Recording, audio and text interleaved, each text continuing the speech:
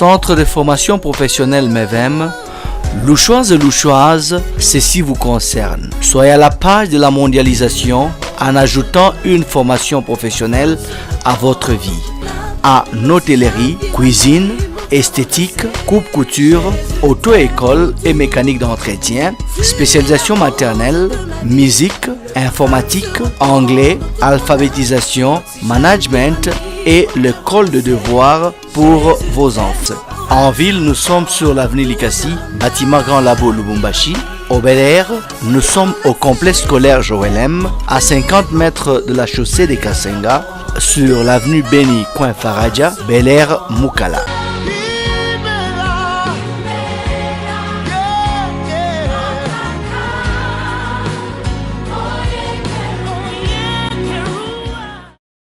Oui, bien-aimés, nous vous souhaitons bienvenue à cette tranche d'émission L'heure du vent des miracles.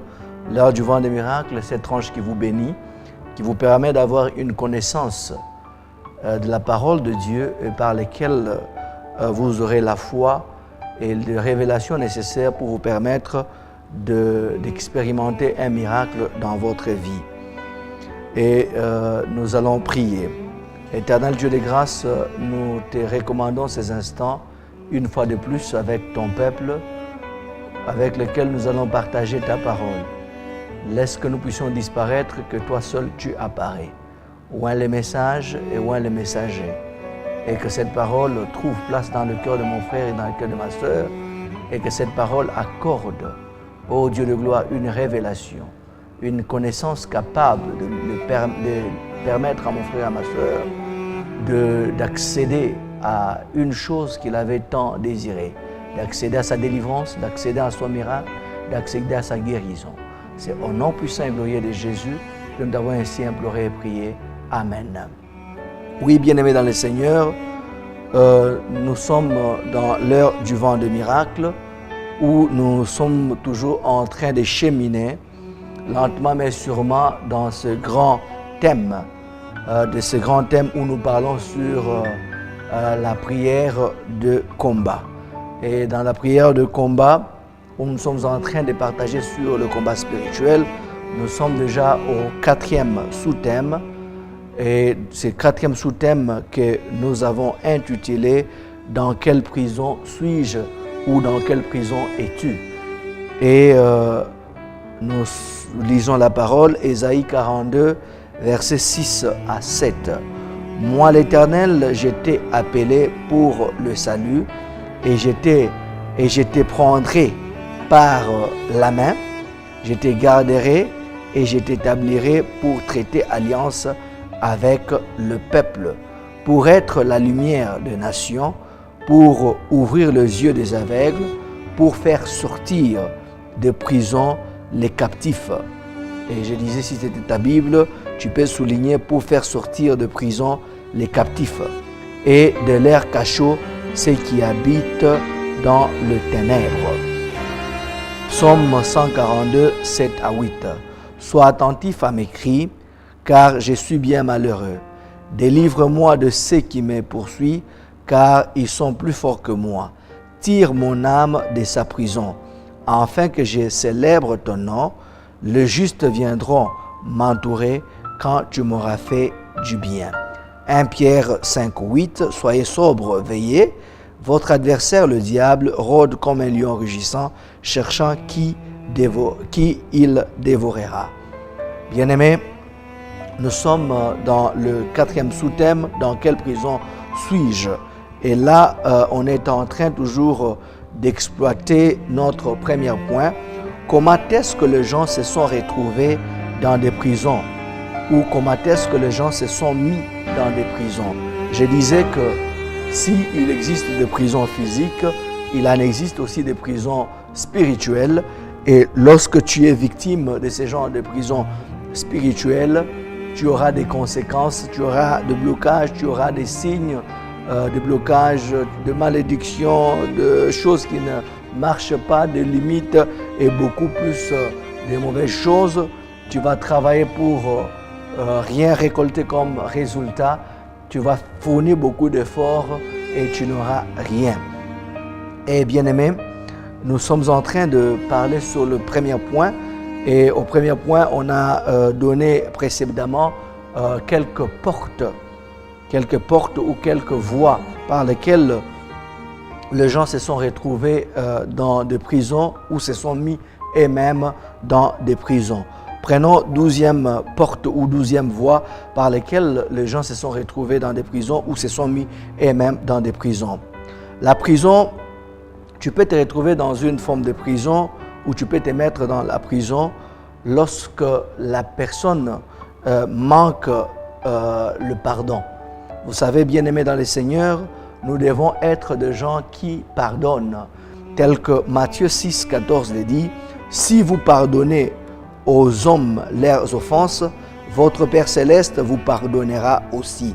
Et si vous ne pardonnez pas aux hommes, votre Père ne vous pardonnera pas non plus vos offenses, dit la parole de Dieu. » Lorsque, bien-aimés, vous manquez le pardon dans votre vie, vous vous mettez vous-même dans une forme de prison où même la maladie peut vous ronger, ou même le blocage, le célibat, le chômage et beaucoup plus de mauvaises choses peut vous caractériser tout simplement parce que vous manquez le pardon. Le pardon est divin et nous devons pardonner et parce que nous aussi nous sommes d'une manière ou d'une autre, nous avons des offenses auxquelles nous voulons assez que le Seigneur nous pardonne.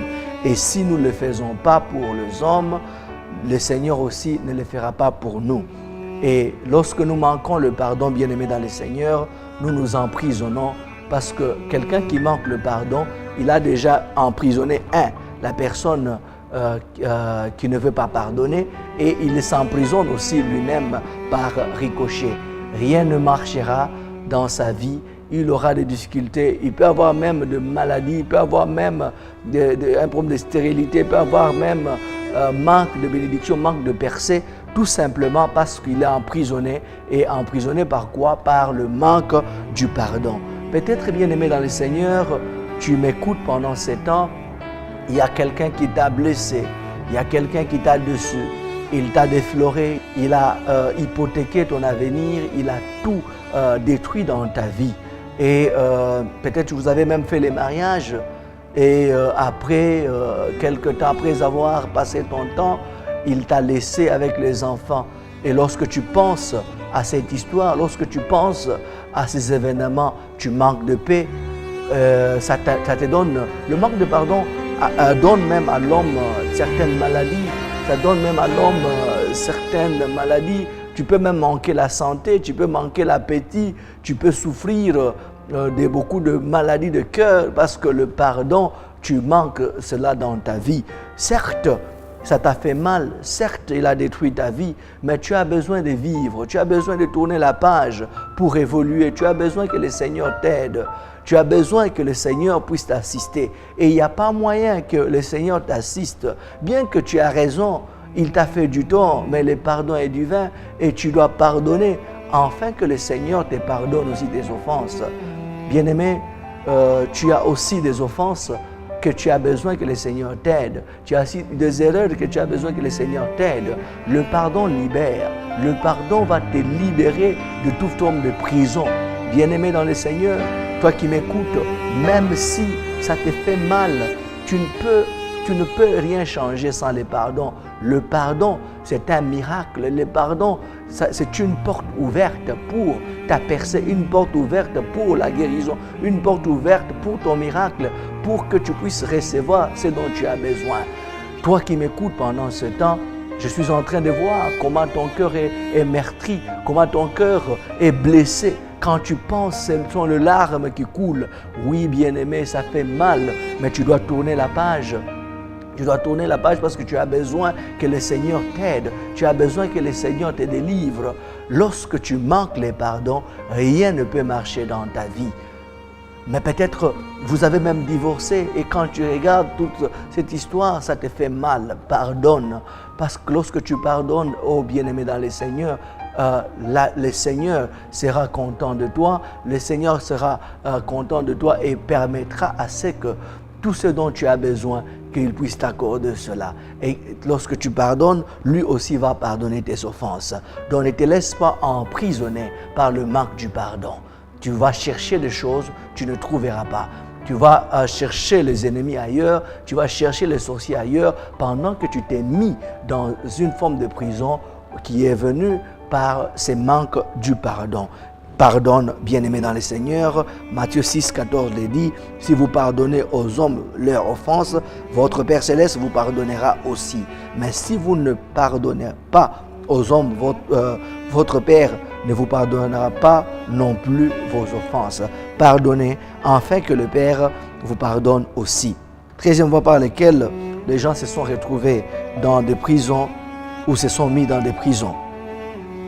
Vous savez, vous pouvez avoir un enfant indésirable.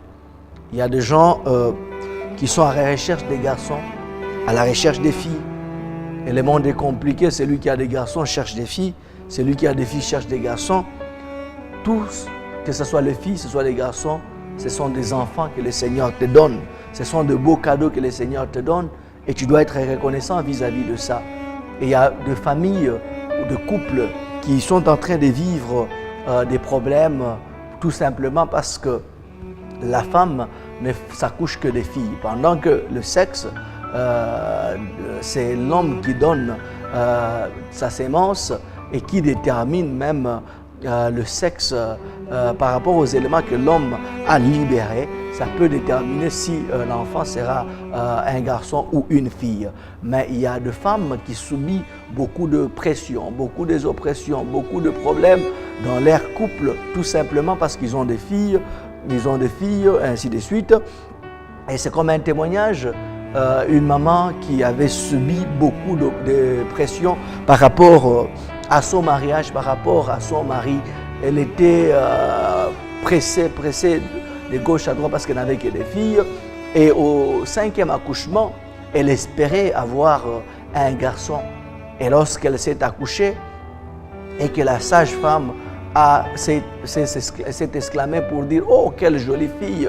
Lorsque la maman a entendu que c'était encore une fille, elle s'exclame aussi « Encore une fille !» Éloignez-moi cette chose-là. Elle a déclaré, elle n'a pas voulu embrasser sa fille parce qu'elle était oppressée par le mari, oppressée par la famille, parce qu'elle n'avait que deux filles. Oh bien-aimé, juste par le fait que la maman a déclaré « Enlève-moi cette chose-là » et que cette 5e enfant n'était pas bienvenu dans cette famille-là. Ni le père ni la mère n'avaient pas désiré d'avoir la fille. Ça a causé des problèmes. Ça a mis cette fille dans une forme de prison, oh bien-aimé dans le Seigneur, où elle pouvait chercher des solutions ailleurs, pendant que la raison, la racine de cette forme de prison, c'était par sa naissance qui était indésirable. La mère a demandé aux sages-femmes d'enlever cette chose-là. Le père n'avait pas voulu, bien qu'elle a grandi dans la famille, ainsi de suite. Ça a créé beaucoup de difficultés dans sa vie, même dans la vie de mariage. Elle a cherché à trouver le mariage, c'était des déceptions chaque fois, et des déceptions de gens qui la suivent et qui l'abandonnent, de gens qui vont conclure, même ils vont douter, mais l'homme décède, donc des choses mystérieuses. Ça a été le partage de cette fille-là, tout simplement à l'origine, par du fait que elle était venue et elle était indésirable de sa mère, indésirable de son père, de sa famille, et ça causait que même par rapport à ceux-là qui la regardaient, elle était aussi indésirable. Bien-aimé dans le Seigneur, chère maman, cher papa, oh, c'est Dieu qui donne le cadeau des enfants. Que l'enfant soit de n'importe quel sexe, peut-être que vous n'avez pas prévu, que vous n'avez pas voulu aimer cet enfant, accorder de l'amour et ne prononcer rien qui peut compromettre la vie et l'avenir de cet enfant. Tu peux espérer que dans l'homme, dans des garçons, dans des fils, tu peux avoir le repos, mais pendant qu'ils sont irresponsables, que c'est dans la fille que tu peux avoir le repos et tu peux avoir la joie que j'ai quand même enfanté. C'est Dieu qui donne et c'est Dieu qui détermine tout ce que nous avons besoin. 14e voie par lesquels les gens se sont retrouvés dans des prisons ou se sont mis dans des prisons. Les gens se sont retrouvés dans des prisons ou se sont mis dans des prisons par un acte de vengeance. Bien-aimés, par un acte de vengeance, il y a des gens qui se sont retrouvés dans des prisons. Deutéronome 32, à partir du verset 35, la Bible dit « À moi la vengeance et la rétribution. Quand leur pied chancellera, quand le jour de leur malheur est proche, et ce qui les attend ne tardera pas. » Donc la Bible dit « À moi la vengeance et la rétribution, quand leur pied chancellera, quand le jour de leur malheur est proche, et ce qui les attend ne tardera pas. » Dieu choisit ces domaines. C'est un domaine qui est privé de Dieu, la vengeance et la rétribution. Même si on t'a fait du mal, même si on t'a volé, même si on t'a fait tel ou tel acte, bien-aimé dans le Seigneur, ne cherche pas à te venger. Ne cherche pas à te venger en remettant le mal par le mal. Parce que un mal qu'on t'a fait et que toi tu remets aussi ce même mal-là, tu peux, bien-aimé dans le Seigneur, te mettre dans une forme de prison où tu chercheras des démons ailleurs, où tu chercheras des sorciers ailleurs, mais par cet acte de vengeance que tu as commis, que tu as fait, tu t'es mis toi-même dans une forme de prison. Pour mieux t'expliquer cela, il y a des phénomènes de nos jours de Mbasu à Kinshasa, de Nteta au Katanga, ou de foudre dans beaucoup d'endroits. Quelqu'un t'a volé ou quelqu'un t'a fait du mal, tel ou tel tort, et tu as choisi de te venger, pendant que l'Éternel dit dans Deutéronome 32, 35, « À moi la vengeance et la rétribution. » Quelqu'un t'a fait du mal, bien-aimé dans le Seigneur, prie le Seigneur, c'est lui-même qui peut te venger. Il est un Dieu de vengeance, il est un Dieu de rétribution, il est un Dieu qui ne laisse pas le coupable innocent et qui ne laisse pas impuni celui qui fait du mal. Et si tu t'hasardes aussi à répondre le mal par le mal, bien-aimé, il aura aussi à te punir par rapport à ces mal-là. C'est pourquoi il y a des gens qui se retrouvent dans des prisons, tout simplement parce qu'ils ont cherché à se venger. Toutes ces personnes-là, peut-être quelqu'un a pris ce qui t'appartient, un bien privé qui t'appartient, il t'a volé, il a pris ta femme, il a pris je ne sais pas quoi qui t'appartient, qui est cher pour toi, et tu t'es vengé, tu as peut-être jeté un mauvais sort, que ce soit en Mbasu au niveau de Kinshasa, que ce soit l'Nteta au niveau de Lubumbashi, que ce soit même le foudre dans n'importe quelle contrée, parce qu'on t'a volé, parce qu'on t'a fait du mal, tu as un sang dans tes mains, bien-aimé dans le Seigneur, et cela peut te mettre dans une forme de prison où tu vas chercher le coupable, tu vas chercher le sorcier ailleurs pendant que tu t'es mis dans cette pétrin toi-même par le fait que tu as essayé de te venger en consultant l'ennemi. Il y a des gens, comme dans un témoignage que j'ai eu à suivre, bien-aimé dans le Seigneur, un couple était victime d'un vol. Ils avaient leur bus et c'est grâce à ces bus qu'ils pouvaient survivre et ces bus les aidaient beaucoup. Et ils étaient victimes de vol de leur bus. Et ça les a beaucoup affectés. C'était des gens qui priaient, ainsi de suite. C'était des chrétiens qui fréquentaient l'église, mais la femme n'avait pas une foi ferme. Et vu que le bus les aidait beaucoup, ces bus qu'on les a volés, qu'on a volés à ces couples-là, la maman s'est proposée elle-même, sans même l'accord du mari, elle est allée voir un féticheur et pour connaître la personne qui les a volés et pour retrouver le bus. Et le féticheur lui dit « Qu'est-ce que tu veux que je puisse faire ?» Et il dit « Non, ils ne méritent pas de vivre, il faut les tuer. » Et le monsieur qui avait volé le bus était sur la route à une longue distance. Il a fait l'accident, il était mort sur place. dans l'accident. Les couples, ils ont récupéré les bus et leur propre bus qu'ils avaient acheté avec leur argent, c'est entré dans leur maison, dans leur couple, et rien n'est marché dans leur famille. Ils ne vivaient que des blocages sur blocages, des destructions sur destructions. Leur vie était emprisonnée, tout simplement parce que la femme est allée voir le féticheur, et tout simplement parce que la femme a tué et avait le sang, le couple avait le sang dans leurs mains. Et après quelque temps, lorsqu'ils cherchaient la délivrance, ils cherchaient la solution par rapport à leurs problèmes de blocage, et lorsque la femme avait reçu la parole de Dieu, la révélation de la parole, elle s'est souvenue qu'elle avait transgressé. Elle a confessé publiquement, elle a confessé ses péchés, elle a parlé à son mari, elle a parlé publiquement à l'homme de Dieu, elle a parlé devant de l'église que non, voilà, lorsque nous avait volé le bus, j'avais fait ceci, j'avais fait cela, et le monsieur était mort, c'est moi qui étais parti chez le féticheur, et ainsi de suite. Bien-aimé dans le Seigneur, on t'a fait un mal. Laisse que le Seigneur puisse venger ce mal.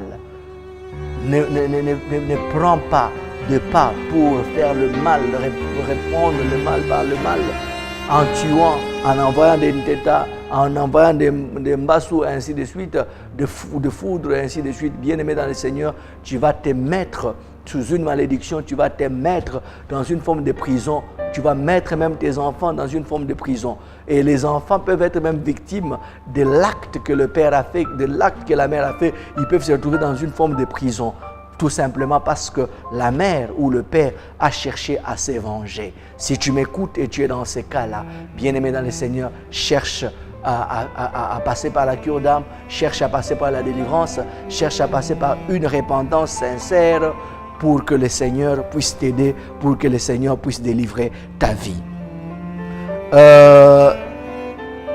15e voie par laquelle les gens se sont retrouvés dans des prisons ou se sont mis dans des prisons. Parce que sous la colère, la personne a eu à prononcer certaines paroles, et certaines paroles négatives. Et ces paroles-là ont fait en sorte que la personne se retrouve bloquée, se retrouve emprisonnée. Il y a beaucoup de gens qui se sont retrouvés dans des prisons de chômage, dans des prisons de célibat, tout simplement parce qu'eux-mêmes ont eu à lier leur vie, ont eu à emprisonner leur vie par leur propre confession. C'est comme une fille qui voyait comment son père maltraitait sa mère, une fille qui voyait comment la mère vivait une vie conjugale d'enfer, où il n'y avait pas de sourire, où il n'y avait pas de joie, ainsi de suite. Et la fille, comme elle était attachée beaucoup à sa mère, la fille a déclaré sous cette peine, sous cette tristesse, sous cette colère, elle a déclaré, moi on ne va pas me marier, je vais aller au couvent, ainsi de suite.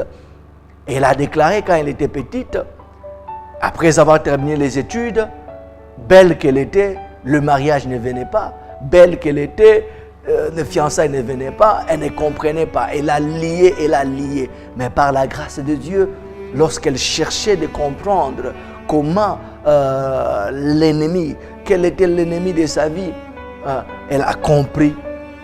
Après la révélation de Dieu, elle a compris que c'était par sa propre confession qu'elle a eu à emprisonner sa vie.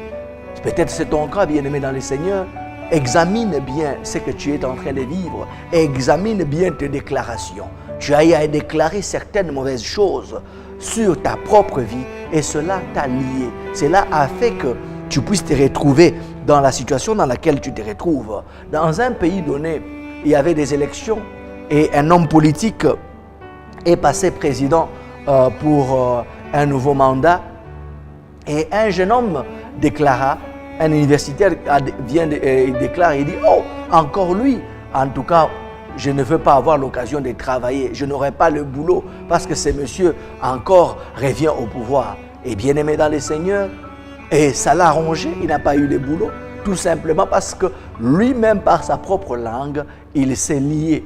Lui-même par sa propre prononciation, par sa propre déclaration, il s'est mis dans une forme de prison. Examine bien tes paroles, examine bien ce que tu déclarent. Il y a même des gens qui se minimisent. Lorsqu'ils voient les autres évoluer, ils disent des déclarations telles que Pakashiaba, Bakafuila Makanda. Seulement nous qui sont là, qui restent manger les reliquats, qui sont là pour manger les restes, pour manger ce que les autres laissent comme reliquats. Et tu vas voir quelqu'un, il souffre, il est dépendant des autres. On le laisse seulement les choses, on le laisse des habits, on le laisse des chaussures. Lui ne sait même pas acheter ce qui est nouveau. Lui ne sait pas se procurer avec son propre argent, tout simplement parce qu'il a maudit sa vie avec sa propre langue. C'est pourquoi, bien-aimés dans le Seigneur, nous devons faire attention avec toutes les paroles que nous déclarons.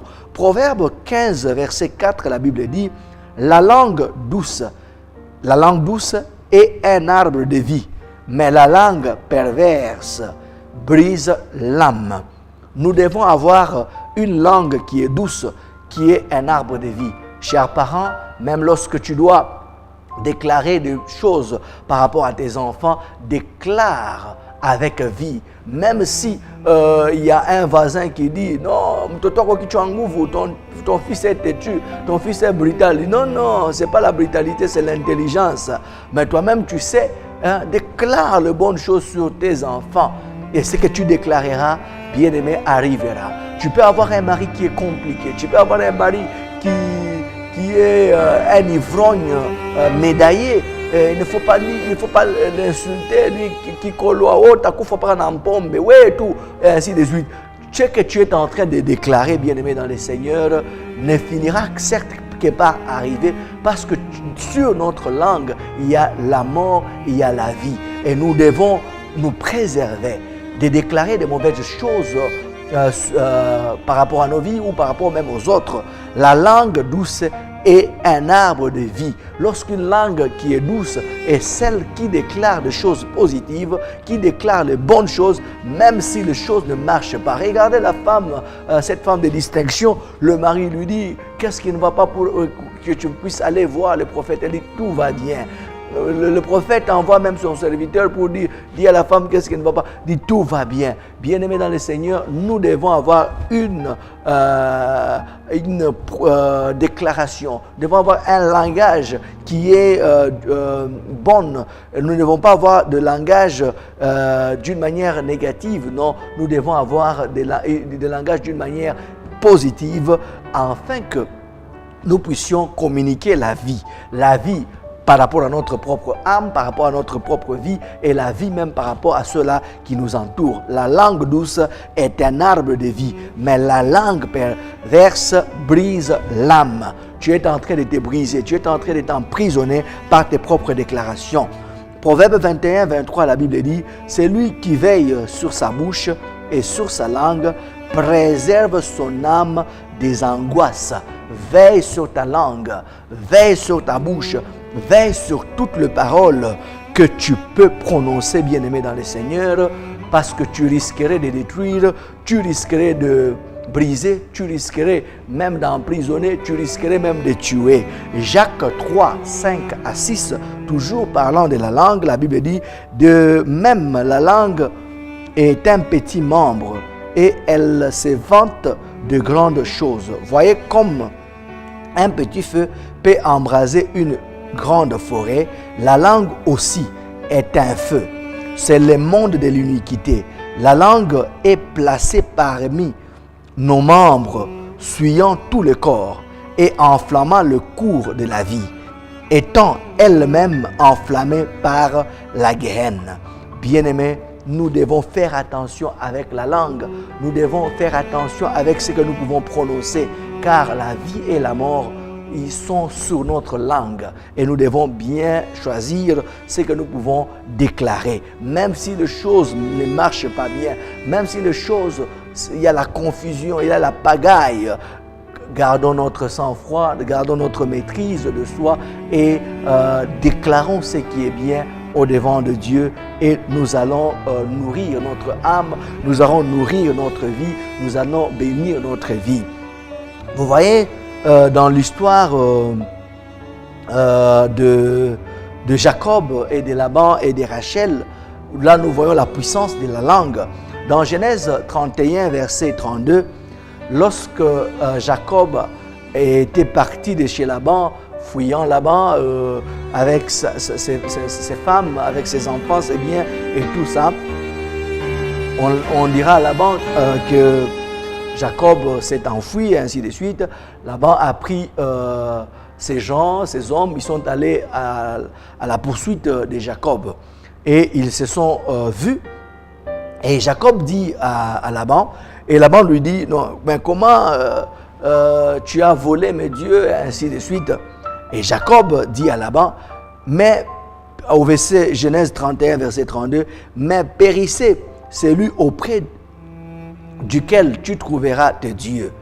En présence de nos frères, examine ce qui t'appartient chez moi et prends-le. Jacob ne savait pas que Rachel les avait dérobés.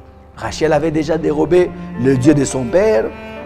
Et lorsque Laban a suivi Jacob, les menaçant, comment tu as volé, ainsi de suite, et Jacob, avec sa propre bouche, il a déclaré ce qui suit en Genèse 31, 32, mais périssez celui auprès duquel tu trouveras tes dieux.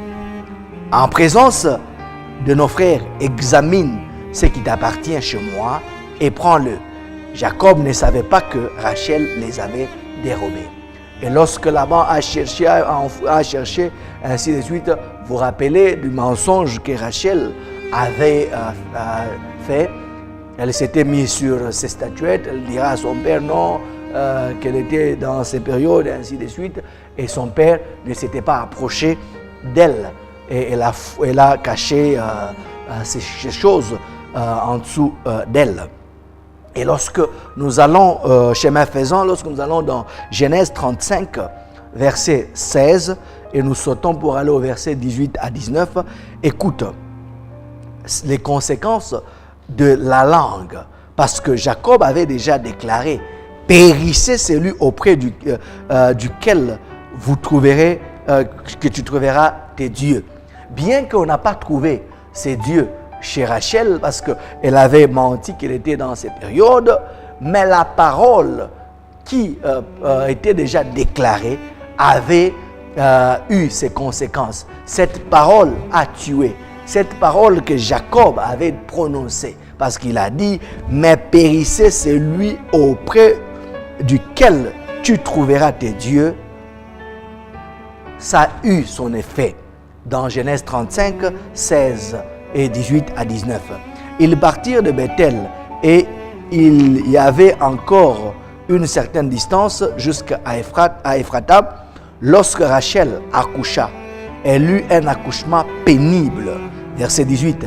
Et comme elle allait rendre l'âme, car elle était mourante, elle lui donna le nom de Benoni. Mais le père l'appela Benjamin. Benoni que j'ai dit précédemment, fils de ma douleur, mais le père a changé le nom pour dire Benjamin, fils de ma droite. Rachel mourut et elle fit enterrer sur le chemin d'Ephrata qui est à Bethléem.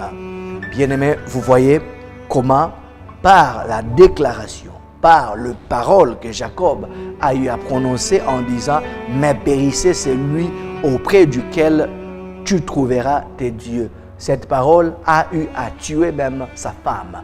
Il y a de paroles que nous avons eu à déclarer qui ont eu à tuer certaines choses dans nos vies. C'est pourquoi, bien-aimé dans le Seigneur, examine ta souffrance, examine dans quelle prison tu es. Parce que lorsque tu es dans la prison, il y a certaines biens de première nécessité, comme je l'ai dit, en prison, bien-aimé, tu ne manges pas à ta faim, tu ne manges pas à ton goût, tu ne t'habilles pas selon tes préférences, tes mouvements sont limités, tu es dans une forme de caverne, tu es sous surveillance, tu ne jouis pas de ta liberté et tu ne jouis pas de la vie que le Seigneur a prévu que tu aies, bien-aimé dans le Seigneur. Et cette prison peut être par le fait que toi-même tu t'es mis dans cette prison au travers de tes propres paroles que tu as eu à déclarer sur ta vie, que tu as eu à déclarer sur toi-même. C'est pourquoi, bien-aimé dans le Seigneur, tu dois déclarer toujours des choses positivement et non négativement. Même si les choses ne marchent pas, déclare positivement. Bénis ta vie par des déclarations positives. Car tu es le prophète numéro 1 de ta vie qui peut la bénir d'une bonne manière. La manière dont toi tu peux bénir ta vie, aucune autre personne ne peut mieux le faire que toi. C'est pourquoi à chaque fois que tu as l'occasion d'être dans la prière, n'oublie jamais de bénir ta vie. N'oublie jamais de loger des bonnes paroles sur ta personne. Ne loge pas de mauvaises paroles, car la parole a une puissance, la langue a une puissance, la déclaration a une puissance. Et lorsque nous déclarons ces choses, le soleil, la lune, l'air, tous les systèmes s'enregistrent ces choses.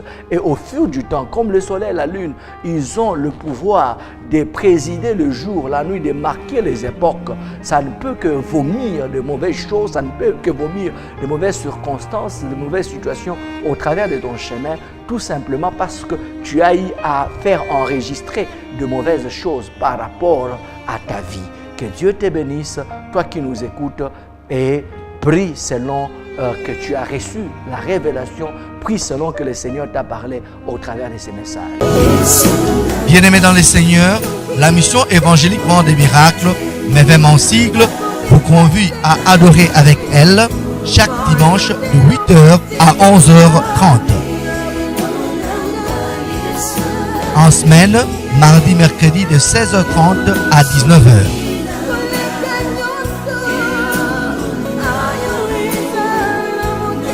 Et les vendredis, jeûne et prière et service de délivrance de 12h à 19h.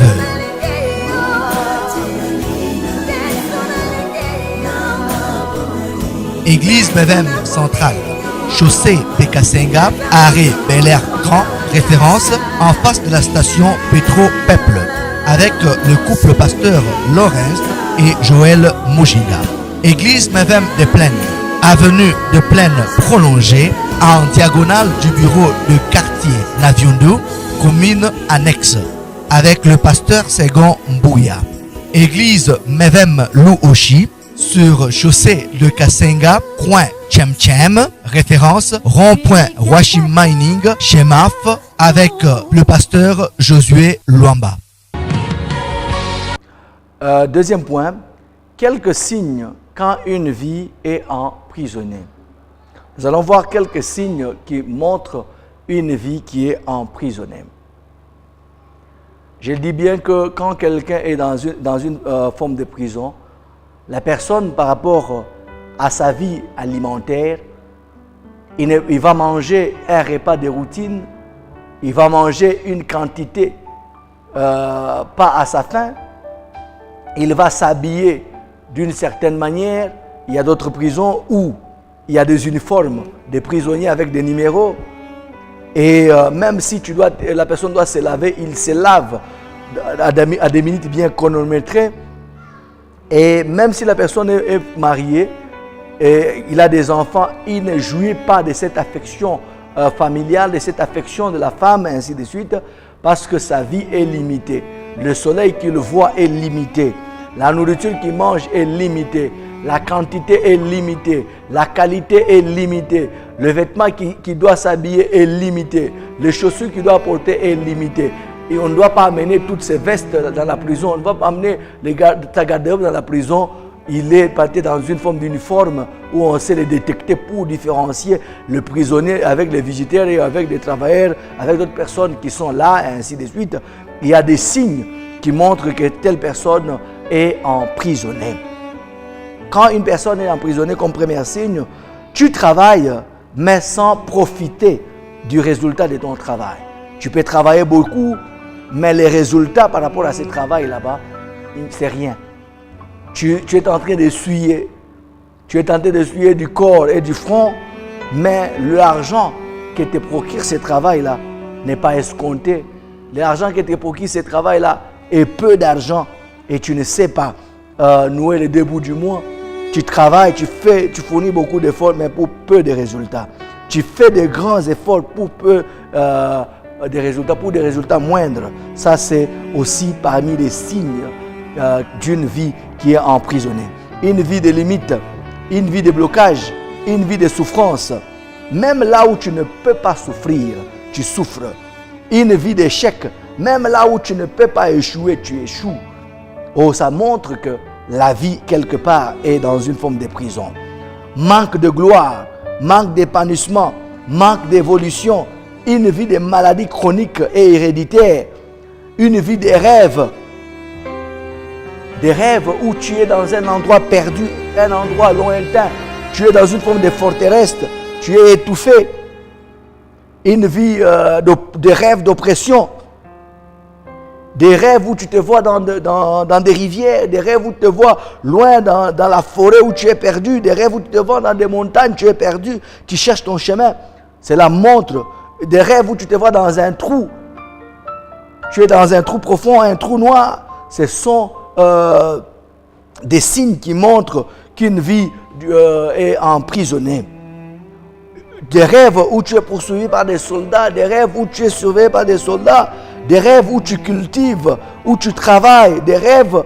Et lorsque même tu te réveilles le matin, tu sens que ton corps a fourni des efforts, ton corps est fatigué parce que chaque fois tu rêves toujours en train de travailler, en train de cultiver des déceptions ou des échecs à répétition. Des échecs, des déceptions à répétition. À deux pieds, à deux bouts, à deux pieds de la victoire, à deux pas de la victoire, mais tu vois des échecs qui viennent, l'échec qui vient au lieu de la victoire, des cas de maladie, des cas de problèmes. Lorsque l'argent entre dans ta maison, ce sont des maladies qui viennent, ce sont des problèmes qui viennent. Bien-aimés dans le Seigneur, ce sont des signes qui montrent que quelque part, la vie de la personne est emprisonnée. Ce n'est que lorsque l'argent entre, ce n'est que lorsqu'on vous paye, ce n'est que lorsque tu touches un montant que des maladies à répétition, des maladies commencent à visiter ta famille, des problèmes commencent à visiter ta famille. Quelque part, bien-aimé dans le Seigneur, il faut faire attention, il faut faire une expertise par rapport à ta vie. Elle est emprisonnée. Tu travailles longtemps en dessous de ton niveau d'études.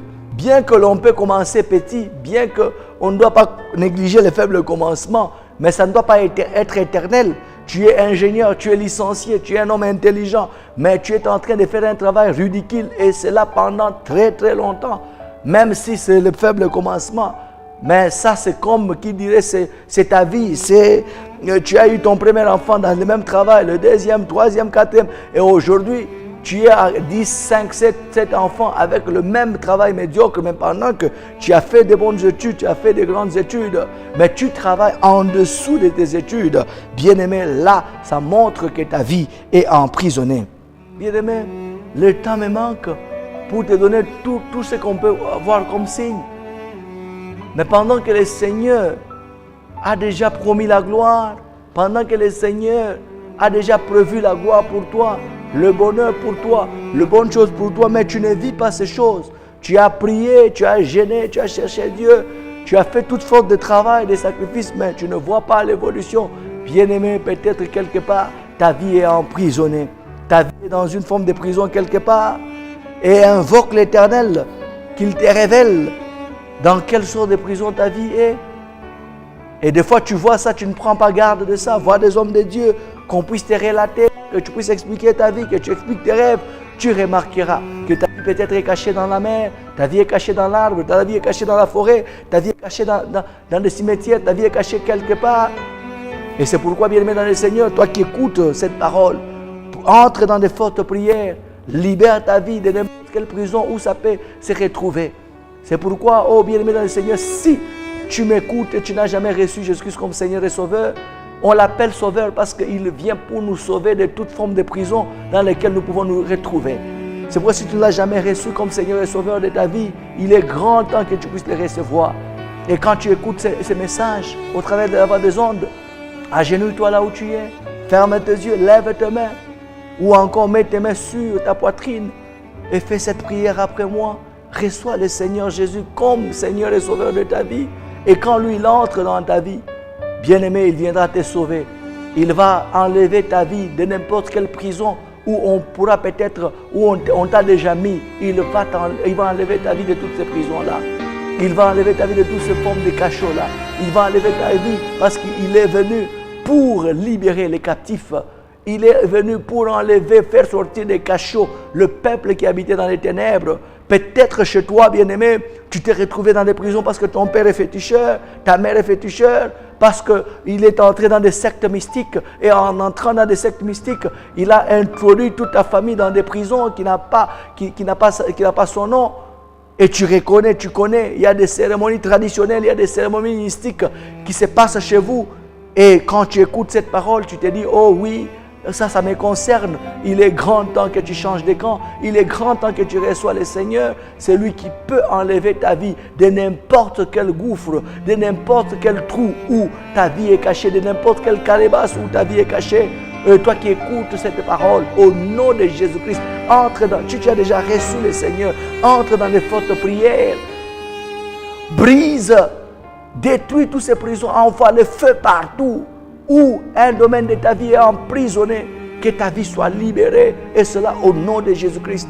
Et toi qui n'as pas encore reçu le Seigneur Jésus, le combat spirituel, on ne combat pas avec notre force. C'est le nom de Jésus qui peut tout pour nous. C'est Jésus qui peut tout pour nous. C'est son esprit qui peut tout pour nous. Et c'est pourquoi, reçois-le comme Seigneur et Sauveur. Même si on t'a dit quand tu confesseras, quand tu diras ces choses, tu vas mourir. Laisse-moi t'informer que tu ne vas pas mourir. Parce que lui, on l'appelle le gardien de nos âmes. Il gardera ton âme, il gardera ta maison, il gardera ta vie, il gardera ta personne. C'est pourquoi fais cette prière après moi. Seigneur Jésus, je te remercie pour ces messages. Je te remercie, oh Seigneur, parce que tu es mort à la croix pour moi. Je te remercie parce que ton sang a coulé pour mes péchés. Je te remercie parce que ce jour, je viens vers toi et que tu m'acceptes, oh Dieu. Seigneur Jésus, pardonne mes péchés. Je reconnais que je suis pécheur. Je reconnais que ma vie, oh, n'est pas digne. Et aujourd'hui, j'aimerais mettre fin à cette mauvaise vie. Aujourd'hui, j'aimerais mettre fin à cette vie d'impudicité. Aujourd'hui, j'aimerais mettre fin à cette vie d'ivrognerie. Aujourd'hui, j'aimerais mettre fin à cette vie de fétiche. Vanité, vanité, tout est vanité. Cette vie est vanité. J'aimerais mettre fin à ça. Et je viens vers toi. Je te reçois comme Seigneur, comme Sauveur de ma vie. Entre dans ma vie, Seigneur. Entre dans ma vie, Seigneur. Je te reçois comme Seigneur et comme Sauveur de ma vie. Pardonne mes péchés, que le sang qui a coulé sur la croix de Golgotha me lave de tout péché, de toute mauvaise vie que j'avais avant. Aujourd'hui, c'est un nouveau jour pour moi. Je t'ouvre la porte de mon cœur. Entre dans ma vie, entre dans mon cœur. Je te reçois comme Seigneur et comme Sauveur de ma vie. Que ce ne soit plus moi qui vis, que ce soit toi qui vis en moi. Que le Saint-Esprit me dirige dans ce que je peux faire. Et cela au nom de Jésus-Christ de Nazareth. Amen. Si tu as fait cette prière, bien-aimé, tu peux nous sonner par le numéro qui est affiché. Tu peux voir une église de réveil, une église authentique, une église où on prie le vrai Dieu. Et tu peux donner ta vie là-bas. Tu peux voir le pasteur. Et après avoir reçu Jésus, que tu puisses passer par la délivrance. Parce que le salut qui vient du mot Shalom, ça a des degrés, ça a des dimensions. Tu viens de faire la première étape. Et dans le salut, il y a la délivrance. Tu as besoin aussi de la délivrance. Tu as besoin du baptême et de l'eau et du baptême de l'esprit. Continue ta vie. Consulte, va dans une église, de la place d'une église où on prie Dieu véritablement et donne ta vie, qu'on puisse te conseiller, qu'on puisse te guider, afin que tu puisses voir ta vie être libérée de toute forme de prison dans laquelle cette vie était. Que Dieu te bénisse. Joel M Plaza, une salle polyvalente idéale pour vos manifestations. Mariage, conférences, dîner spécial, concerts et autres, Joel M Plaza répond à toutes vos attentes. Nous mettons à votre disposition un service traiteur, des protocoles, des robes de mariée à vendre ou à louer,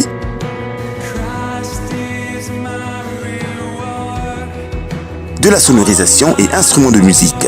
Plus de tracasseries pour trouver une salle qui convient à votre événement. Une seule adresse, rendez-vous chez Joel M Plaza. Joel M Plaza, situé sur l'avenue Béni, numéro 8, à 50 mètres de la chaussée de Kasenga, référence complexe scolaire Joel M Bel-Air, commune de Kampemba. Pour tout contact, appelez le 09 970 22 600 081 40 70 203.